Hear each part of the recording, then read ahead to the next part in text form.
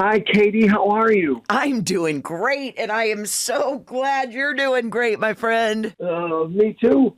We had a scare.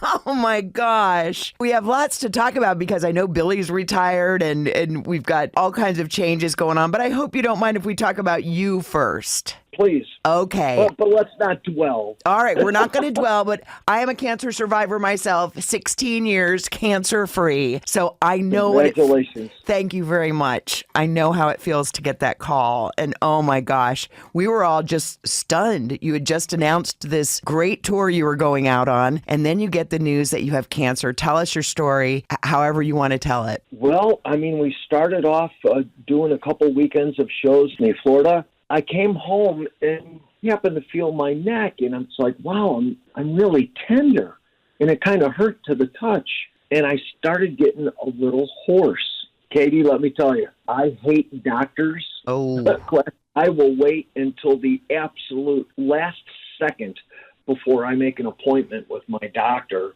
But this time, a flag went up. For some reason, I'm like, this ain't right. And I got on the internet. I found an ENT and went to his office, and he's feeling my neck. And he's like, yeah, you've got a pretty big nodule right there in the center.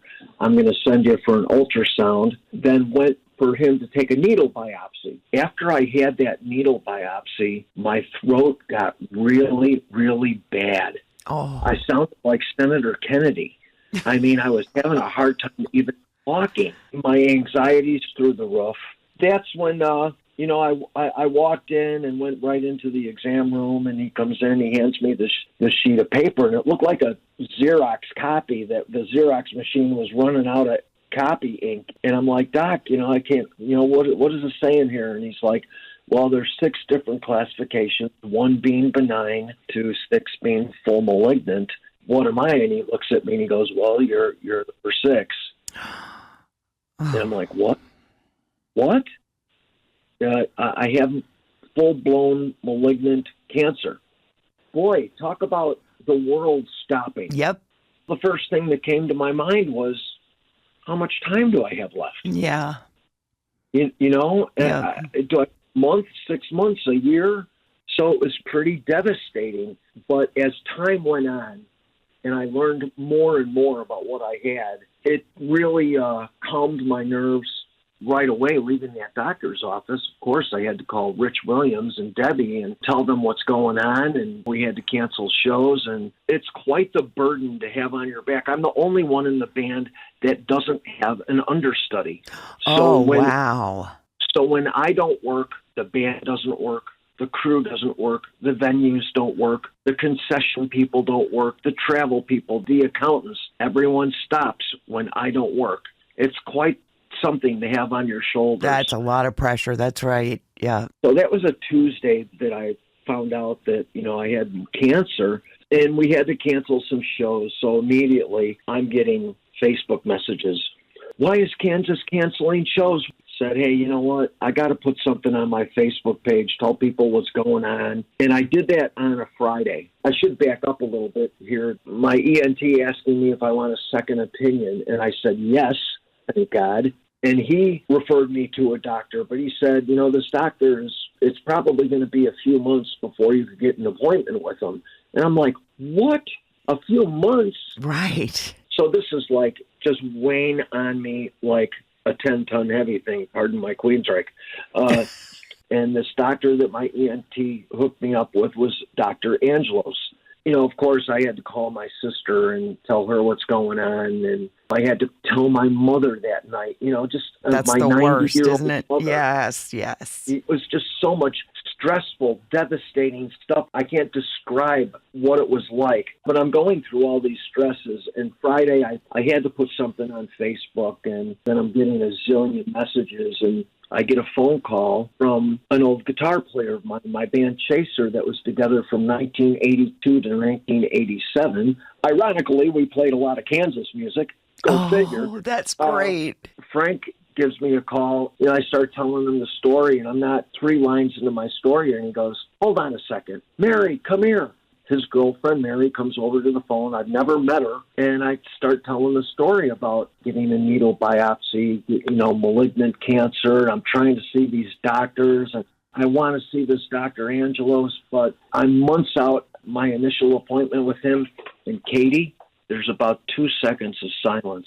And Mary goes, Ronnie, I work with Dr. Angelos. What? What? I'm working tomorrow. I'll be going into the hospital tomorrow. I'll bring you up on the computer. We'll get you moved up. My initial appointment with him was not till April 21st. And Kaedy, my phone rings. Yes, this is Nurse so-and-so from the University of Chicago. We have you scheduled with Dr. Angelos on February 20th. What? I go see Dr. Angelos, and he tells me that I have a 3-centimeter nodule on a thing called the isthmus. It's kind of like the cartilage between the lobes of your thyroid. And my 3-centimeter nodule is right in the middle. He said, you just need to have that 3-centimeter nodule removed and the isthmus removed. I don't believe we need to take your thyroid.